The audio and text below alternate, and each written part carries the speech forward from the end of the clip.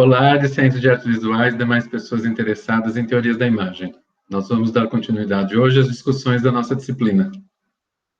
O meu nome é Fulvio Torres Flores e hoje nós vamos discutir o capítulo A Parte do Espectador do livro A Imagem, do Jacquemont.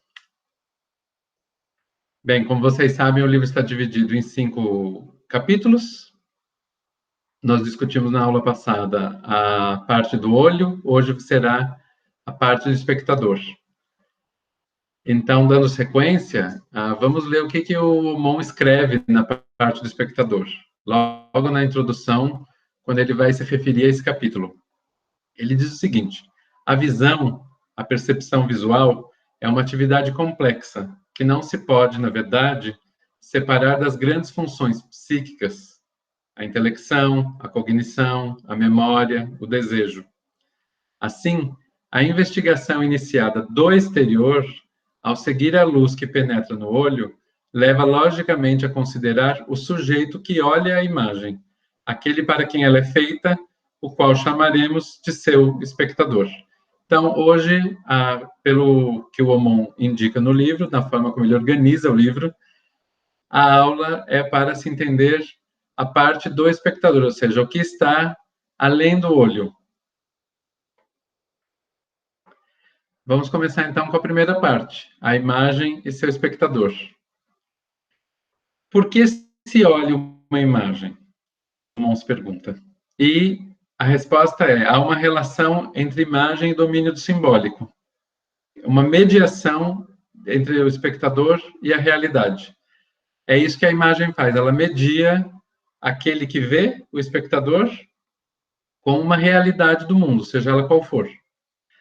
E a relação da imagem com o real vai ter 3 pontos, digamos assim, três valores, que o Rudolf Arnheim chama de tricotomia de valores. O primeiro deles é a representação de coisas concretas. Então, por exemplo, representar uma árvore. O desenho de uma árvore é a representação de algo concreto. Ela pode ser símbolo de coisas abstratas. Por exemplo, a pomba branca representando a paz. Então, eu tenho um símbolo de algo que é abstrato. Eu não tenho concretude do que é a paz. A paz não é tocável, ela não é material, mas ela é algo que é percebido socialmente e, por isso, é passível de uma representação em nível simbólico. E eu tenho também o signo de coisas que não estão refletidas pela imagem. O exemplo mais comum disso, por exemplo, são algumas placas de trânsito. Vamos pensar um pouquinho agora quais são as funções da imagem. Também há 3 modos principais, segundo o Aumont. A primeira função é a simbólica. Por quê? Porque inicialmente ela era tida como símbolos religiosos. A imagem se forma de início fazendo referência a esses símbolos religiosos. E aí, claro, ela ganha um caráter simbólico muito grande. Mas também, depois, com o tempo, ela passa a representar outras formas, como a democracia, o progresso, a liberdade, que já não são formas religiosas, mas que exigem uma representação simbólica, e que permitem, na verdade, uma representação simbólica. Há também uma função que é epistêmica, que é de conhecimento. É quando eu tenho informações visuais a serem transmitidas, digamos assim, para um espectador. E há um modo também que é estético, uma função que é estética, que ela é o quê? É agradar o espectador. Ela causa sensações específicas. E essa noção estética, ela é quase indissociável da arte. Não quer dizer que ela é indissociável, mas ela é quase indissociável, porque ela vem muito em conjunto com a noção de arte, e ela tem uma grande troca com a noção de arte, podemos dizer assim. Aqui nós temos 3 imagens, e nós podemos tratar delas brevemente em relação a essas funções. Então, por exemplo, a função simbólica nós vemos na pintura Jesus e o Abade Menos. Há um forte apelo aí religioso, e ele simboliza essas figuras, a figura de Jesus e a figura do Abade. E tem toda uma repercussão e um entendimento dentro do sentido simbólico dessas 2 figuras. Eu tenho também à direita a imagem do Google Maps, uma função epistêmica, um modo epistêmico, que é um modo de a imagem nos dar informação. Nós temos aí um mapa, que está sendo visualizado através de um celular, e por ele eu encontro informações específicas das quais eu venha a precisar. A função aí é de transmitir um conhecimento direto, muitas vezes até um conhecimento rápido, efêmero. E na terceira imagem, nós temos a tela Operários, da Tarsila do Amaral, e aí nós temos o modo estético. Não quer dizer que na figura de Jesus e o Abade Menas, nessa pintura, não haja também a função estética. E aqui é preciso já deixar claro que esses modos, essas funções, eles se misturam. E é comum você ter um maior grau de um e um menor grau de outro, ou menor grau de outros dois na mesma imagem. A imagem ela não é exclusiva num modo, ela não é pensada ou realizada exclusiva num modo. Ela pode sim, e em geral tem, aspectos dos outros modos, mas há sempre um que vai predominar. Então, por exemplo, aqui na tela da Tarsila, nós temos a predominância do modo estético. Porque para além de algo que a tela simbolize, nós temos aí diretamente, e que é muito fácil reconhecer, uma variedade de pessoas, de tipos populares, e uma imagem de fábrica ao fundo. Esses dois elementos já nos bastam para entender a simbolização que há nessa imagem. Podemos entender também um nível de informação, de se pensar quais são esses tipos representados dessas pessoas na imagem, mas, acima de tudo, o nível estético é o que predomina, porque é uma forma de organização da imagem que transcende a pura informação ou puro símbolo. E essa forma é a forma estética, ou seja, é algo que vai fazer um apelo à sensibilidade do espectador. E aí, claro, uma sensibilidade estética. Então, nós temos sempre a possibilidade de a imagem misturar esses três: simbólico, epistêmico e estético. Porém, um deles vai predominar, de acordo com aquilo que é a intencionalidade do que a imagem deve produzir. Bem, vamos tratar agora de reconhecimento e rememoração. Se nós seguirmos a linha do historiador da arte, Gombrich, ele vai dizer que a imagem tem uma relação com o mundo visual, que é uma relação de descoberta do visual. E aí nós vamos ter reconhecimento como uma função representativa ou a rememoração como uma função simbólica. Vamos ver cada um deles. O que é o reconhecimento? O reconhecimento exige o quê? Um trabalho de reconhecimento. Então, não é constatar a similitude ponto a ponto, mas sim achar invariantes da visão, já estruturados para alguns, como espécies de grandes formas. Então, essa é uma forma representativa, de reconhecimento representativo. Há também um segundo aspecto, que é o prazer do reconhecimento. Aí é uma satisfação psicológica mesmo, de um reencontro. É uma experiência visual captada em uma imagem. Então, existe um prazer quando eu reconheço, através de uma representação, pintura, fotografia, desenho, não importa, algo que existe na natureza, algo que existe no mundo, algo que existe no real. E também há a questão da imitação da natureza, um prazer, que é uma influência o quê? Na maneira de ver. Às vezes as formas como a arte, vamos falar aqui principalmente da arte, ela imita essa natureza, além de nos causar um prazer estético, um prazer relacionado à nossa sensibilidade, também pode nos influenciar na nossa maneira de ver o mundo. E aí nós vamos ter a rememoração. O que é a rememoração? A imagem e codificação. Ou seja, há um saber sobre o real que é codificado por esquemas. Esse saber é do espectador. Há algo que o espectador sabe, tanto em seu contexto pessoal como social, cultural, e que ele vai poder decodificar por esquemas. E esses esquemas estão relacionados à cognição. O esquema ele deve sempre ser simples e legível para atingir o quê? Um fim didático. Aí nós temos duas questões relacionadas à rememoração. Vamos dar uma olhada agora no papel do espectador. O que o Gombrich diz sobre isso?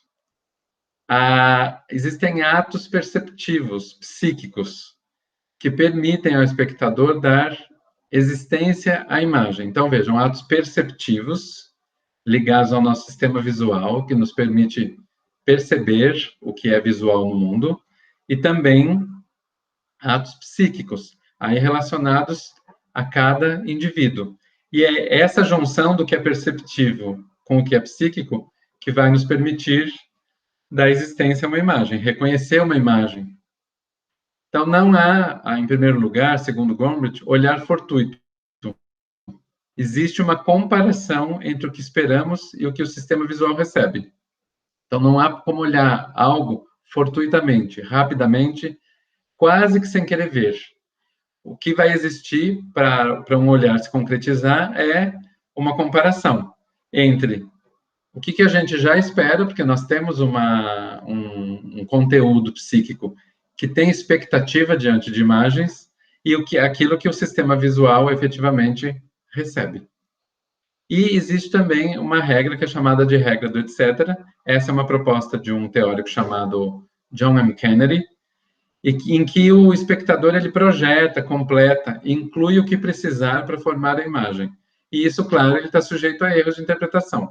Então, quando uma imagem não me dá algo, eu posso querer completar e até completar de forma automática.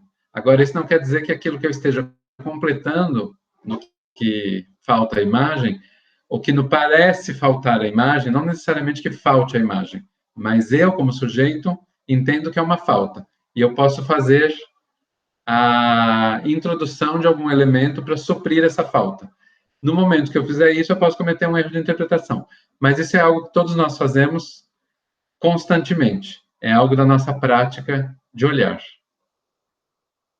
Bem, vamos ver aqui um exemplo muito simples desse completar informação. Aqui nós temos à esquerda a imagem da Virgem, Santa Ana e o Menino Jesus, do Da Vinci. E à direita nós temos a mesma imagem, só que com destaque para uma interpretação que o Freud deu para o manto que está cobrindo essas figuras, e ele via o manto como uma ave de rapina, com o simbolismo todo de uma ave de rapina. Isso não é algo que esteja presente na imagem, não está claro na imagem, e até então ninguém havia interpretado da forma como Freud foi fazer, enxergando que este manto, na verdade, tem um simbolismo especial relacionado a essa ave. Então, vejam que aí é uma contribuição de interpretação do Freud. Alguns historiadores da arte dizem que não faz sentido, que o Da Vinci pintou em relação a outras coisas, não tinha esse simbolismo. Outros, em maior ou menor medida, corroboram com essa ideia freudiana. Ainda que não entendam que a intenção do autor pode ter sido essa diretamente, mas reconhecem que esse é um efeito possível da imagem. Então, aqui é apenas um exemplo para a gente entender o que é a imaginação do autor e o que é a imaginação do espectador. Por isso que uma imagem, seja ela qual for, ela está sempre sujeita a novas interpretações, porque ela vai depender do quê? Dos espectadores que a observam e do que eles conseguem interpretar a partir delas e a partir da sua própria subjetividade. E há também, para terminar essa parte, os esquemas perceptivos, né, que seriam o quê? A combinação do reconhecimento e da rememoração. Por isso que, para o Gombrich, quem faz a imagem é o espectador. Entre o aspecto em que a gente reconhece traços que são mínimos da presença de uma imagem real com algo que a gente tem no nosso repertório, mas também o nosso exercício de rememorar e de criar em cima daquilo que é dado permite que nós façamos a imagem e não apenas recebamos uma imagem pronta e entendamos essa imagem da mesma forma. Se fosse assim, a interpretação do Freud não existiria sobre a pintura do Leonardo da Vinci. Então, isso só pode existir, por quê? Porque houve um exercício de reconhecimento e de rememoração dado naquele momento. Bem, vamos falar agora sobre como a imagem age sobre o espectador. A primeira forma é uma abordagem cognitiva, em que nós temos um conhecimento, e esse conhecimento é realizado através de uma construção via confrontação de hipóteses. Então, tem um repertório de conhecimento, um repertório de imagens, e para formar a ideia sobre uma imagem, para formar uma hipótese sobre uma imagem, eu tenho que confrontar esse conhecimento que eu tenho. A partir desse momento, eu serei capaz de construir uma hipótese, um reconhecimento, uma forma de entender a imagem. A segunda é uma abordagem pragmática, que ela vê que há sinais na imagem que vão influenciar na leitura do espectador. Então, a própria imagem já é capaz de criar elementos que vão influenciar no entendimento do espectador. E há também uma ideia de que há uma influência da imagem, uma influência própria da imagem, da forma como a imagem é composta. Mas isso é um cálculo incerto. Então, vou dar como exemplo aqui o filme A Greve, do Sergei Eisenstein, mostrando para vocês imagens da cena final desse filme, é um filme de 1925. Há um grupo grande de pessoas que está fugindo de uma perseguição, de uma chacina, como vocês podem ver na imagem à esquerda, que é o momento em que elas já estão abatidas. Podemos usar essa palavra para fazer relação com a segunda imagem, que é a imagem de um animal sendo abatido. O Eisenstein cria essa montagem de forma a que o espectador fique chocado ao ver que as pessoas estão morrendo como um animal sendo abatido, sendo degolado. Por que esse cálculo é incerto, segundo Aumont? E como o próprio Eisenstein reconheceu? Porque esta montagem não chocou, como ele esperava, as pessoas que moravam na zona rural do país. Esperava-se que as pessoas todas fossem ficar chocadas em ver a relação entre pessoas sendo mortas e um animal sendo abatido. Mas esse efeito não foi criado, porque as pessoas no interior, na zona rural, elas estavam acostumadas a ver animais morrendo dessa forma. Então, veja que ele calculou este efeito, mas o efeito não foi alcançado com parte da população. Com parte da população foi. Então, há uma tentativa, talvez, de o artista conseguir influenciar diretamente na imagem, que nem sempre é alcançada. Por isso que o Aumont chama isso de cálculo incerto. Vamos falar um pouquinho das teses gestaltistas, né, começando pelo Arnheim. O que é o pensamento visual para ele? A visão é o sentido mais intelectual, mais próximo do pensamento. Então, para ele, existe o que é um pensamento visual, quase que como um pensamento intelectual através da visão. E isso vai para um segundo ponto, que é o quê? O centramento subjetivo.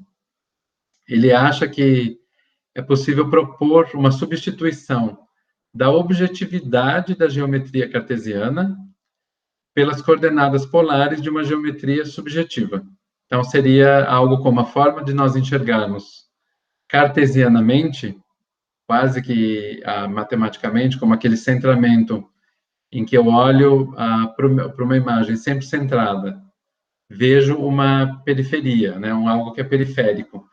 E nesse centramento eu estabeleço, em conjunto com o que é periférico, algo como, por exemplo, a profundidade. Ele acha que não, que há uma possibilidade de um centramento subjetivo, ou seja, de coordenadas polares, de se pensar uma geometria que parta da subjetividade, e não necessariamente desse olhar cartesiano, dessa geometria cartesiana. Então, esse seria o centramento subjetivo. Bem, vamos falar agora de como Eisenstein via isso. Há um pensamento que é pré-lógico, uma organicidade e um êxtase, segundo ele. Nós pensarmos na imagem estruturada como uma linguagem interior, que é o que ele propõe, pegando o exemplo da imagem do cinema, a linguagem cinematográfica, nós vamos ter uma manifestação da linguagem interior, o pensamento, e modos pré-lógicos, através, por exemplo, da montagem. Isso vai nos ajudar a entender, por exemplo, como se vai para o próximo passo, que é o êxtase do espectador. o êxtase na imagem. Por quê? Porque isso requer um colocar-se fora de si da obra. Lembrando o exemplo do cálculo incerto, se nós pensarmos que há uma estrutura, há uma organicidade na forma como ele elaborou a cena final do filme A Greve, né? Ou seja, há uma montagem ali que procura jogar com essa manifestação de uma linguagem interior. É uma manifestação do nosso pensamento. A ideia de que nós correlacionemos, que o público, na verdade, naquele momento, correlacionasse a imagem das pessoas sendo assassinadas com a imagem dos animais sendo abatidos. Essa organização, ela pode levar ao quê? A um êxtase do espectador. Quando o espectador se coloca o quê? Fora de si da obra. Ele não apenas vê o que a imagem está mostrando, ele vai para um lugar que é outro, que é fora da obra. Então, aí, ou seja, ele vai interagir. Aquilo que a obra está propondo, a imagem está propondo, ele vai interagir diretamente com a sua subjetividade. Ela vai provocar essa subjetividade. Então, não é apenas o ato de ver a imagem, é o ato de levar o espectador a esse êxtase. Como nós vimos, esse cálculo pode dar certo e pode também não dar, né? E agora nós vamos para as teorias gerativas da imagem. A hipótese que é do Michael Collin, de que o pensamento, mesmo visual, né, todo tipo de pensamento, ele vai se utilizar de mecanismos interiorizados sobre a linguagem. Agora, o Aumont, ele conclui que o modelo do espectador varia essencialmente segundo o enfoque na leitura da imagem ou na produção dela. Ou seja, não importa qual vertente das teorias a gente resolva utilizar para uma análise, o modelo do espectador vai variar segundo esses enfoques. E variando o enfoque na leitura da imagem, vai também variar o foco, vai poder variar o foco na produção da imagem, na forma de produzir a imagem. Ou seja, a escolha de um enfoque na leitura, ele está diretamente ligado ao tipo de modelo de espectador que se tem. Lembrando sempre que o Aumont, ele não classifica qual teoria é mais interessante, qual é menos, qual é mais produtiva, qual é menos. Ele levanta as principais teorias e fala sobre elas. Vamos olhar agora o que é a ilusão representativa, no segundo subcapítulo do capítulo A Parte do Espectador. Vamos começar com a ilusão. O que é a ilusão? A ilusão é um erro de percepção, uma confusão entre imagem e outra coisa que está fora da imagem, cujo efeito foi valorizado ou criticado conforme cada época. A ilusão tem algumas condições para acontecer. Qual é a base da ilusão? Ela é psicofisiológica, ou seja, envolve o psíquico e envolve também o sistema visual. Há uma condição perceptiva que é, segundo Aumont, incapaz de discutir entre dois ou mais perceptos. E uma condição psicológica que busca uma interpretação. Então, vejam, não dá para interpretar duas coisas ao mesmo tempo, ou para perceber duas coisas ao mesmo tempo. A nossa condição psicológica, ela vai buscar uma interpretação primeiro. Depois você pode até conseguir achar outras, mas de primeira, o nosso psíquico nos conduz a ter uma interpretação, né? E esse é um processo muito rápido. Então, aí nós vamos já para o estabelecimento de um fato que é de que a ilusão, ela deve ser verossímil, ou seja, ela deve ter uma lógica, ainda que essa lógica não faça parte do mundo real, do nosso mundo físico real, mas ela precisa ter uma lógica interna. Existe uma base também que é sociocultural, nesse entendimento da ilusão. O que o Aumont diz? Que a ilusão, ela funcionará mais ou menos bem segundo as condições culturais e sociais nas quais ocorre. Então, que para nós, na nossa sociedade, pode ser algo de uma ilusão que funciona e que nós acreditamos nela, ela é verossímil para nós, em outra cultura não será. Bem, vamos falar agora de ilusão total e ilusão parcial. A base das artes representativas é a ilusão parcial da realidade. É nisso que elas se fundam. Precisa haver uma ilusão em alguma medida, não total, mas pelo menos parcial. O Arnhem dá um exemplo sobre isso. Ele diz que o cinema é uma ilusão forte, lida com o tempo e lida com a profundidade. E o cinema está entre duas outras ilusões. Uma que é teatral, que é mais forte ainda, depois nós vamos ver por quê, e a fotográfica, que é uma ilusão fraca.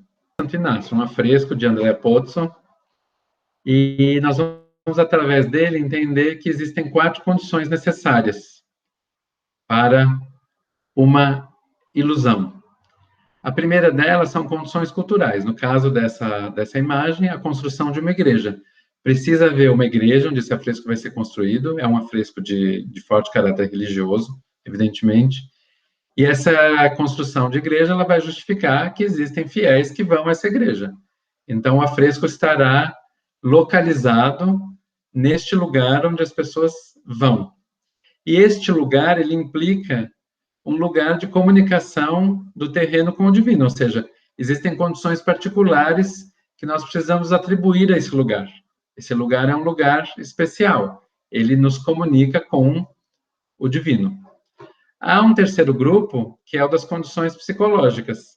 É preciso se acreditar nesse divino, para que essa imagem tenha a força, digamos, completa dela, para que essa ilusão complete a sua força. E, por fim, uma condição perceptiva, né? O grupo de condições perceptivas, que é a inacessibilidade do público ao teto dessa igreja. Esse afresco está pintado no teto de uma igreja e a pintura em perspectiva, ela começa ampliando o que seriam as paredes do recinto e ela é uma imagem, evidentemente, bidimensional, mas ela vai criando uma ideia de tridimensionalidade em que as paredes vão se erguendo cada vez mais alto e essas figuras angelicais, elas vão rodeando essas paredes até que mais ao centro a gente vê o momento dito do título da obra, a glorificação de Santo Inácio, em que nós já vemos o santo tão distante de nós, que é quase como ele estivesse já no céu. Ele está a caminho, na verdade, do céu. É isso que a imagem propõe. Agora, vejam, é uma imagem que fisicamente ela é bidimensional, mas ela nos dá uma forte ideia de tridimensionalidade. Então, essa ilusão só pode ser criada porque eu tenho essas 4 condições envolvidas. Bem, vamos falar agora de ilusão e representação. A ilusão da imagem, ela não precisa ser uma réplica ou um duplo, mas ela precisa replicar ou duplicar aparências. Nesse sentido, o simulacro ele é algo funcional. Por quê? Porque ele imita traços selecionados. Vamos pensar, por exemplo, num simulador de voo profissional. Esse simulador de voo que nós estamos vendo aí na imagem, nós temos uma tela grande, um pedaço, pelo menos, de uma aeronave, que seria o início a parte da frente dessa aeronave, onde o piloto fica, e isso é o suficiente para simular um voo. Eu não preciso realizar um voo de verdade para ter uma experiência de voo, se eu puder me satisfazer apenas com a ilusão do voo. Então, o simulacro ele funciona, por quê? Porque ele vai imitar os traços principais. Por isso que nós falamos que o simulacro ele é funcional, porque ele vai imitar apenas os traços selecionados. Ou seja, a imagem que eu vou ver é a imagem de um lugar por onde eu estou voando, ou da pista de onde eu estou saindo para a qual eu devo voltar, e depois eu tenho os botões que eu tenho que apertar para a nave subir, para a nave descer e por aí vai.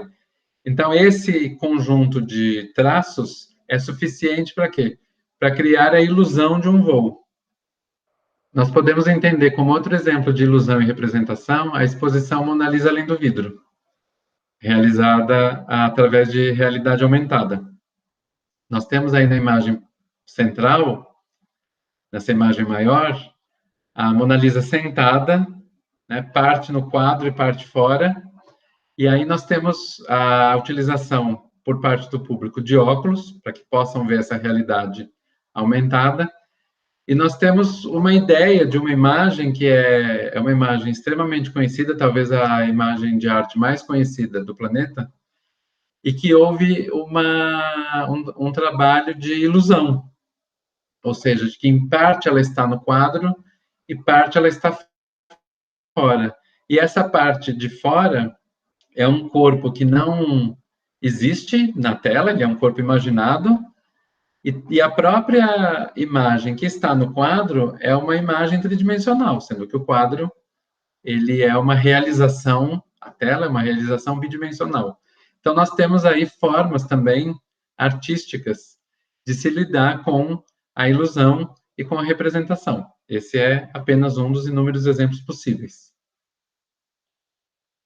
Bem, a ilusão na representação, ela vai envolver 4 questões. A primeira é, o que é a representação? Bem, cria-se um representante que toma o lugar do que é representado. Voltando ao exemplo da árvore, o desenho de uma árvore representa uma árvore. A árvore é aquilo que é representado. Há uma questão também de arbitrariedade. Ela vai se fundamentar em quê? Em convenções socializadas. Nós temos que entender essas convenções e nós aprendemos a entender essas convenções de acordo com a sociedade em que a gente vive. Há também uma questão de motivação, né?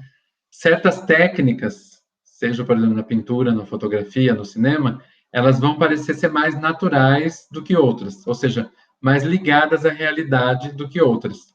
Aí é uma questão de motivação. E, por fim, o realismo, que é igual para todo mundo no nível psicoperceptivo, mas que vai ter variações no nível sociohistórico. Então, o realismo, aquilo que uma imagem realista nos oferece, eu vou perceber nesse nível psicoperceptivo, ou seja, o nível do sistema visual e da minha percepção psíquica, da mesma forma que as outras pessoas. Mas vai haver variações sociohistóricas. E que, claro, as variações sociohistóricas, elas implicam diretamente nas questões de subjetividade, ou seja, elas vão influenciar cada espectador no ato de olhar, no ato de interpretar imagens. A representação, ela é o que o espectador vê numa realidade ausente através de um substituto. Então, quando eu vejo, por exemplo, um quadro de pessoas caminhando num jardim e sob um céu azul, eu estou vendo ali uma realidade que está ausente. Eu não estou vendo aquela imagem real, aquele jardim com pessoas e o céu azul ao fundo, mas eu estou vendo uma realidade que está sendo proposta para mim por um substituto, por esse quadro, por essa tela. Há uma questão também que é da ilusão, como nós temos visto, que ela vai poder ser provocada pela representação. E essa representação depende de condições psicológicas e culturais definidas. O que nos ilude aqui no nosso país pode não iludir pessoas em outra cultura. Elas podem entender não como sendo algo próprio da ilusão, e sim como um erro, por exemplo, na formulação da imagem, na feitura da imagem. E o realismo vem a ser o quê? Uma relação satisfatória para cada sociedade que a cria, ou seja, há níveis também diferentes de realismo, níveis sócio-históricos, entre aquilo que é representado e aquilo que é real. Então, entre o que é a representação de algo e o que é o real, eu vou ter uma relação de realismo. E essa relação vai ter que mostrar o quê? Ser satisfatória para que, através daquilo que está sendo representado, eu entenda que existe aquilo no real. Bem, vamos falar um pouquinho de tempo na representação, que ele vai se dar através de 3 etapas. Vamos falar da primeira. A primeira é uma experiência temporal do espectador, que ela vai se dar em 4 sentidos. O primeiro é o sentido do presente, ou seja, o presente tem uma pequena duração. Eu estou começando a falar uma frase agora, quando eu terminar, eu já não estou mais no presente. O que eu iniciei a frase já é um passado. Então, o presente tem sempre uma pequena duração. Qual o sentido dessa duração? O outro aspecto, o outro sentido. é uma combinação entre a duração objetiva que escoa e as mudanças que afetam nossos perceptos durante esse tempo, e a intensidade psicológica com a qual registramos aquelas e estas. Ou seja, a duração ela vai envolver a nossa percepção durante um tempo específico. Esse tempo vai estar sob uma intensidade psicológica, e essa intensidade vai fazer com que a gente registre essa duração, esse tempo, de uma forma ou de outra. Há também um sentido de futuro, que aí é mais social, mais interpretativo.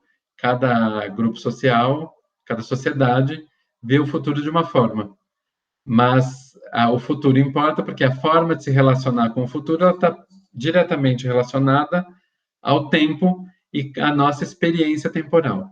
E, por fim, o sentido de sincronia e de assincronia. É aquela determinação de simultaneidade, o que acontece ao mesmo tempo, e também a determinação de precedência, o que vem primeiro, o que vem depois. Então, esse é o primeiro tempo na representação, que é o tempo do espectador. O segundo tempo é uma própria noção do acontecimento, que é o quê? A nossa sensação e a nossa interpretação do tempo. E isso vai variar, novamente, de indivíduo para indivíduo, sujeito para sujeito. E, por fim, o tempo representado. Como é que o tempo aparece na imagem? Ele pode aparecer de forma temporalizada, que aí há uma melhor imitação do tempo do que o não temporalizado, ou seja, a imagem temporalizada, ela capta o tempo de uma forma melhor, de uma forma mais precisa. E aí nós vamos voltar aqui ao exemplo do teatro. Por que o teatro tem uma maior proximidade com a experiência temporal normal? Por que o teatro, do ponto de vista de ter uma força maior que o cinema e que a fotografia, né? O cinema está entre o teatro e a fotografia. Né? O cinema ele tem uma ilusão forte, mas o teatro tem uma ilusão mais forte ainda. E a fotografia tem uma ilusão fraca. Nós vimos isso agora há pouco. Por que o teatro é o que tem a ilusão mais forte de todas essas que nós citamos? Porque o teatro ele acontece presencialmente. Quando nós vamos assistir uma peça, o tempo está transcorrendo na nossa frente através de atores e atrizes que estão encarnando os personagens naquele momento. É diferente do cinema, que nós vemos tudo através de uma tela, ou seja, nós enxergamos a tridimensionalidade que o filme oferece, que o filme propõe, mas, na verdade, a tela é bidimensional. O teatro, na verdade, nós estamos vendo tudo na tridimensionalidade e no tempo que está ocorrendo numa experiência normal, uma experiência temporal normal. Por isso que o teatro tem a ilusão mais forte dessas artes citadas. Vamos falar agora de distância psíquica e de crença. O que é a distância psíquica?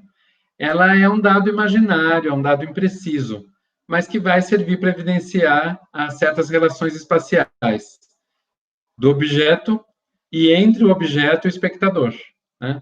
E propõe o quê? Uma construção tridimensional ativa do espectador. O Omon vai dizer que, dessa forma, ilusão e símbolo se tornam dois polos da relação com a imagem representativa. Então, vamos ver um exemplo aqui do que é essa distância psíquica e essa crença. Nós temos aqui uma imagem da Janet Leigh, no famoso filme A Psicose, e essa também é a famosa cena do chuveiro neste filme dirigido pelo Hitchcock. Se nós olharmos essa sequência de imagens, é a sequência do banho. Então, nós vemos a atriz, né, a personagem, na verdade, sendo enquadrada de forma bem próxima. Né? Primeiro, nós vemos um plano que está entre o plano americano e o close. Depois, nós temos uma imagem do chuveiro com água indo.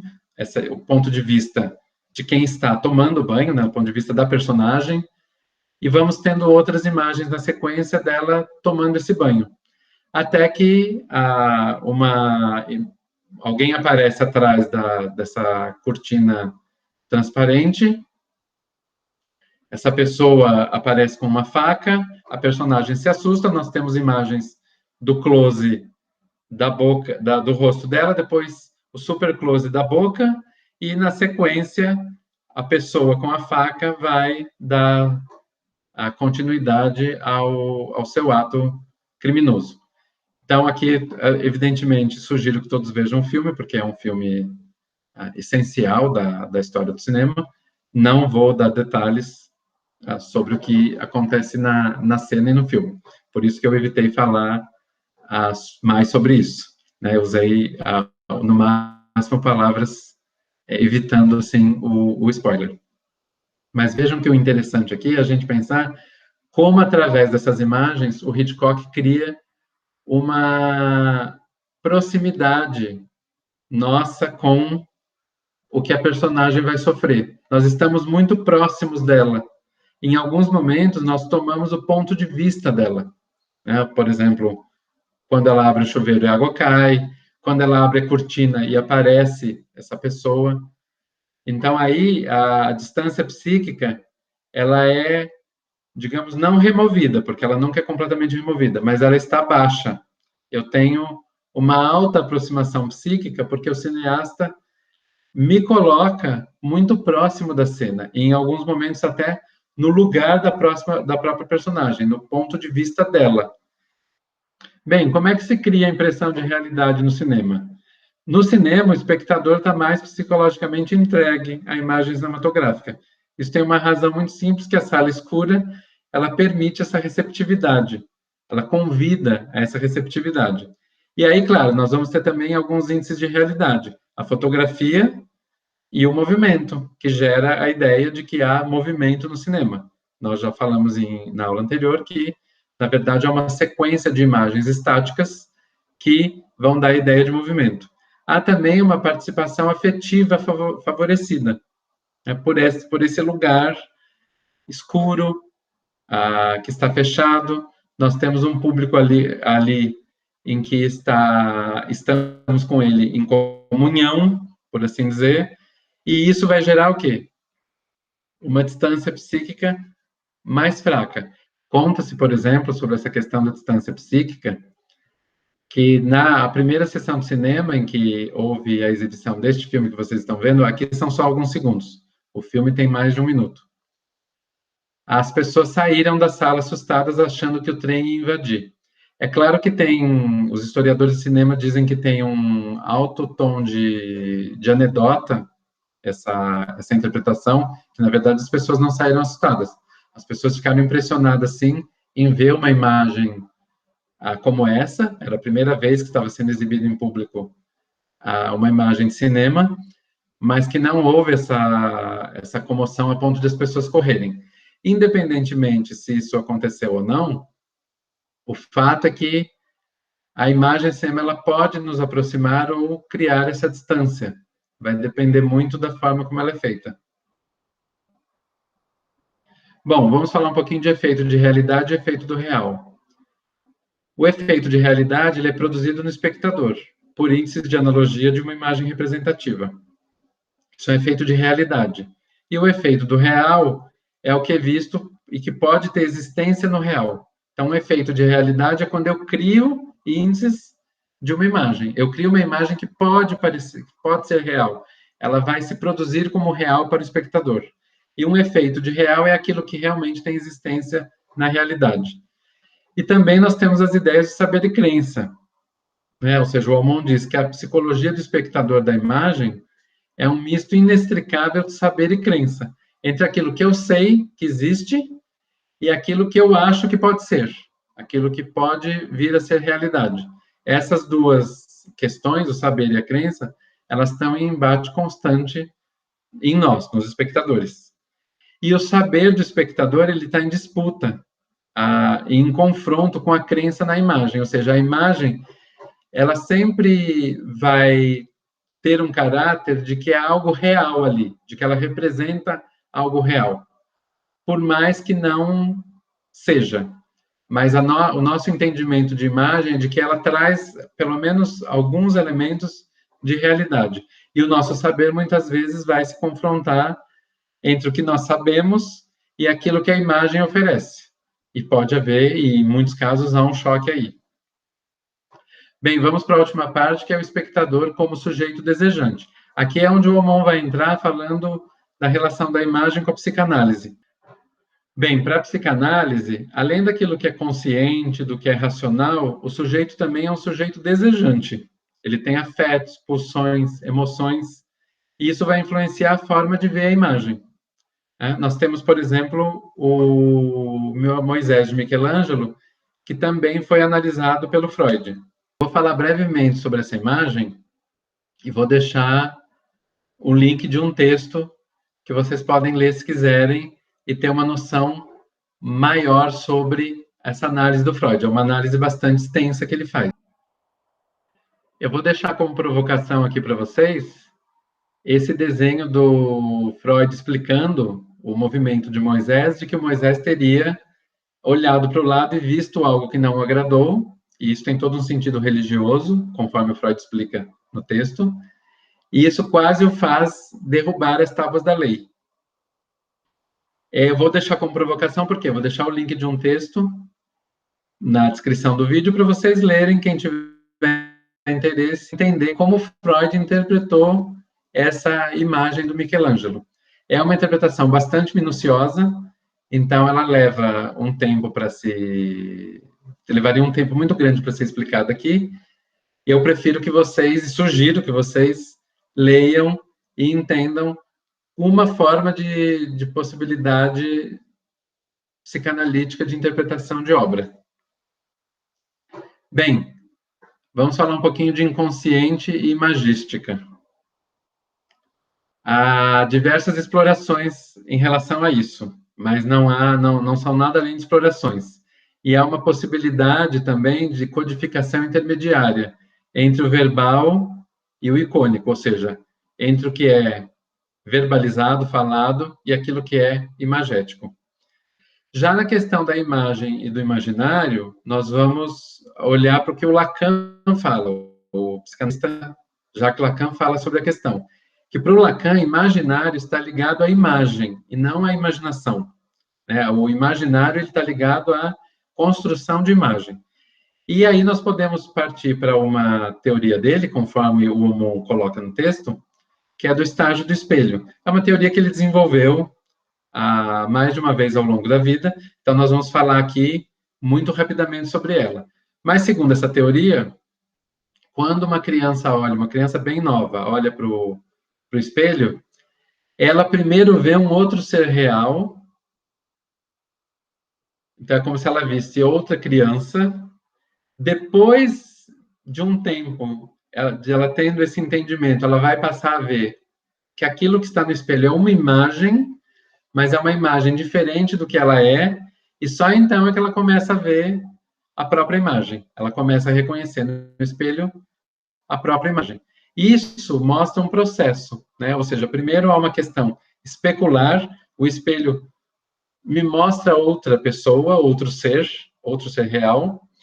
Depois eu passo por um processo que é imaginário, no sentido da imaginação, ou seja, eu já vejo que ali é uma imagem, mas eu ainda não reconheço como minha, e por fim, eu passo para um sentido, nesse processo que é um sentido simbólico. Eu passo a ver o quê? O que essa criança, na verdade, passa a ver? Ela passa a se reconhecer, ela vê a própria imagem e vê que aquela imagem simboliza ela própria. Então, esse é um processo de imagem e de imaginário. Há também a imagem como fonte de afetos. O Alain Dott, ele fala que o componente emocional o afeto é o componente emocional de uma experiência. E a ideia de participação afetiva também. A Einfühlung, empatia, relação feliz. O Warringer, ele vai dizer que esse polo ele está associado à arte naturalista, imitativa. Por quê? Porque ele causa uma relação empática com o mundo, ele prevê uma relação empática com o mundo. Enquanto que um polo mais abstrato, ele é da arte de estilo inorgânico, claro, de linha reta, superficial, plano, ou seja, não essa arte naturalista. Então, o afeto também, ele pode ser criado através dessa empatia, dessa relação feliz, numa associação com a arte mais naturalista, mais imitativa. Enquanto que uma arte mais, segundo o texto apresenta, abstrata, mais inorgânica, ela vai criar, a princípio, menos relação afetiva. Bem, as emoções, elas são algo importante de se falar quando se fala em afeto, porque as emoções, na verdade, são um estágio primário da relação dos afetos. Elas são anteriores a sentimentos e paixões. A etimologia da palavra emoção é aquilo que move, aquilo que perturba, aquilo que tem movimento. Então, antes de ter uma relação afetiva com a imagem, nós podemos ter uma relação emotiva, de emoção, de movimento, como, por exemplo, ver uma imagem e ter se assustar com a imagem à primeira vista. E esse assustar-se é o movimento. O que gerou esse movimento, né, o que causa, nós podemos entender como o afeto. Pode ser uma repulsa, pode ser medo, qualquer coisa desse tipo. Então, o afeto, ele é algo mais trabalhado, ele é algo mais refinado. A emoção, ela é realmente o movimento. E há também o valor emocional das imagens, que é pouco estudado. A estética que estuda mais o valor emocional das imagens. Em geral, se estuda valor estético, valor social, valor histórico, e por aí vai. E há a pulsão do espectador e a imagem, né? A psicanálise vê a pulsão como um representante psíquico de excitações provenientes do interior do corpo que chegam ao psiquismo. Aqui nós temos uma citação que o Aumont inclui do próprio Freud. Vamos entender isso um pouquinho melhor. Nós temos uma imagem aí, e nós temos uma fonte, que ela pode ser um ponto de fixação, pode ser oral, anal, fálico, escópico, e por aí vai. Aí é algo bem específico da teoria psicanalítica, inaugurada pelo Sigmund Freud. A partir desse ponto, nós vamos ter uma pulsão, ou seja, uma força, um empurrão, que vai levar a dois pontos, um objeto e um objetivo. O objeto é o meio de se alcançar o objetivo. E o objetivo é sempre a satisfação da pulsão. É sempre satisfazer algo que veio dessa fonte, dessa fixação oral, anal, fálica, escópica. Dando um exemplo aqui muito banal, se uma pessoa, por exemplo, tem fixação oral, ela pode sentir muita necessidade de fumar. E isso gera essa pulsão, esse empurrão, né? Ela tem uma fonte oral. E vai haver essa pulsão que vai procurar um objeto, o objeto, o cigarro. E o objetivo é satisfazer a pulsão, o próprio empurrão que vem de onde? Desta fonte. Uma fonte de fixação oral, de uma necessidade de satisfação oral que a pessoa tem. Aí, claro, há inúmeros exemplos de acordo com cada ponto de fixação. Vou dar um exemplo aqui de pulsão do olhar através do sistema visual, tendo como fonte o sistema visual e uma pulsão que é escópica, que é a função, a pulsculpa típica do sistema visual. Se nós tivermos o olhar, né, qual que é o objeto dessa pulsão? Segundo Lacan, é o próprio olhar. Ele é o quê? Um objeto parcial de desejo. É a necessidade de ver por meio do olhar. E o objetivo é o quê? É ver, é a satisfação da própria pulsão. Então, muitas vezes, por exemplo, pessoas que gostam de espiar por janelas, de espiar por fechaduras e coisas assim, elas não estão necessariamente com um interesse específico no objeto que elas estão vendo. Aquele objeto, o objeto visto, na verdade, ele é menos importante do que o ato de olhar, porque o ato de olhar é que vai satisfazer o seu objetivo, que é a satisfação da pulsão escópica.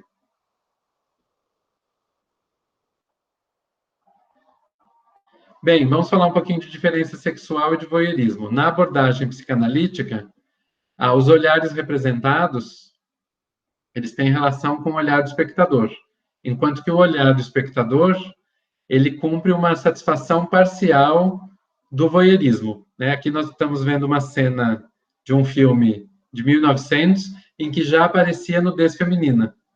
Então, vejam que a satisfação parcial do voyeurismo, desse olhar do espectador, ela no cinema é muito antiga, ela é do início da história do cinema.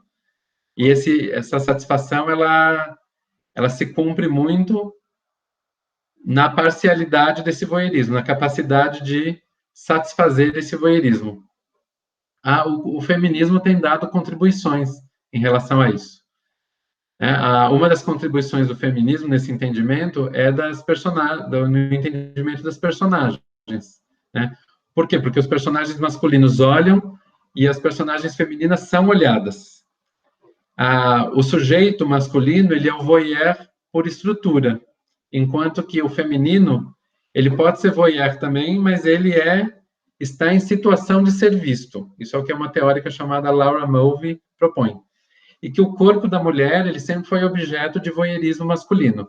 Aqui é exemplo de um filme que fez muito sucesso, especialmente por a cena que está representada nessa foto, que é a Sharon Stone no filme Instinto Selvagem.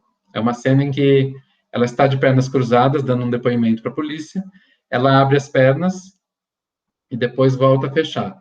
Nesse momento em que ela abre as pernas, é possível ver a intimidade dela exposta, né, a intimidade da personagem e, por consequência, da atriz exposta, e isso levou multidões ao cinema, ou seja, essa condição do olhar masculino, de ser um voyeur por estrutura, ela realmente existe e a Laura Mulvey bem identifica. Né? O que é o gozo da imagem? A imagem é feita para ser olhada e deve proporcionar prazer.